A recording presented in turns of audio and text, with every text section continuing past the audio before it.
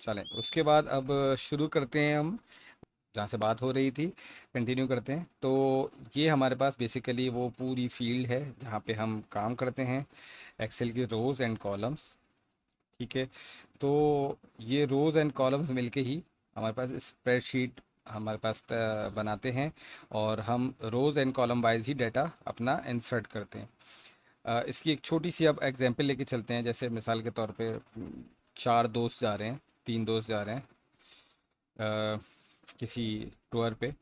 तो for example एक छोटा सा हमने एक एक्सपेंस का एक बना लिया कि एक का जो है वो 1000 रुपये खर्चा हुआ, एक का जो है वो 1400, और एक का जो है वो 900।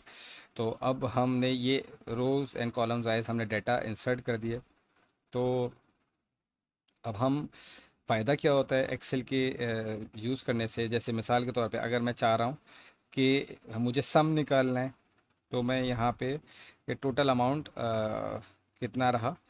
तो ये रहा 3300 रुपये टोटल खर्चा हुआ है इन तीनों दोस्तों का। अगर मैं चाह रहा हूँ कि मैं एवरेज निकाल लूँ, तो एवरेज भी इसी तरह निकल जाएगी मुख्तलिफ फंक्शंस यूज़ करके। और 1100 रुपये एवरेज खर्चा हुआ।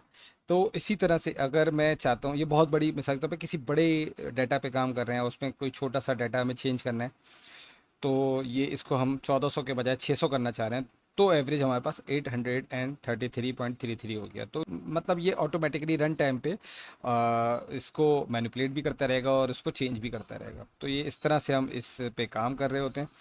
अच्छा, फिर ये कॉलम्स एंड रोज़ हम जो हमारे पास बाय डिफ़ॉल्ट अवेलेबल हैं वो हैं कॉलम है, कॉलम के नेम के साथ कि एक्स एफ डी तक।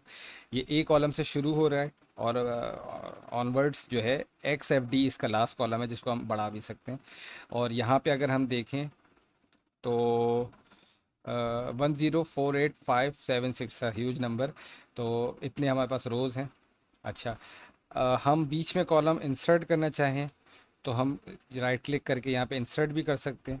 जैसे मिसाल के तौर पे मैंने यहाँ पे अपना डाटा लिख दिया है, कुछ रैंडम डाटा। तो उसके बाद अब अगर मैंने यहाँ पे इसको ऐड करना चाह रहा हूँ, मुझे एक और कॉलम चाहिए, तो मैंने ऐड कर लिया। इसी तरह यहाँ पे अगर देखें तो अ, और ये मैंने अपना डाटा रैंडम ऐड करा। अब मैं इसके ऊपर कोई या नीचे कोई अगर मैं रो इंसर्ट करना चाह रहा हूँ तो वो भी कर सकते हैं। अच्छा, रो के साइज़ को हम छोटा बड़ा भी कर सकते हैं, सही है। और इसी तरह कॉलम और रोज़ के साइज़ को हम छोटा बड़ा कर सकते हैं। और इसी तरह हम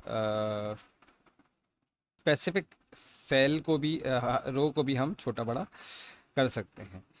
जैसे हमने यहाँ पे लिख लिया ये 19। तो यह थोड़ा सा और बड़ा कर देते हैं ताकि डिफरेंस विजिबल हो। तो ये हो गई। तो ये जो हमें पास रो नंबर 4 है, ये विजिबिलिटी बड़ी है, इसकी हाइट ज़्यादा है, और बाकी रोज़ अपनी डिफ़ॉल्ट हाइट पर हैं। तो ये भी कर सकते हैं हम। इसके अलावा अगर हम चाह रहे हैं कि कोई कॉलम उसके डाटा से मैं हम उठा के कहीं शिफ्ट करना चाह रहे हैं, तो हमने ये कॉलम सेलेक्ट करके यहाँ से उसको सेलेक्ट करके हम उसको अपनी मर्ज़ी की जगह पे मूव भी करा सकते हैं।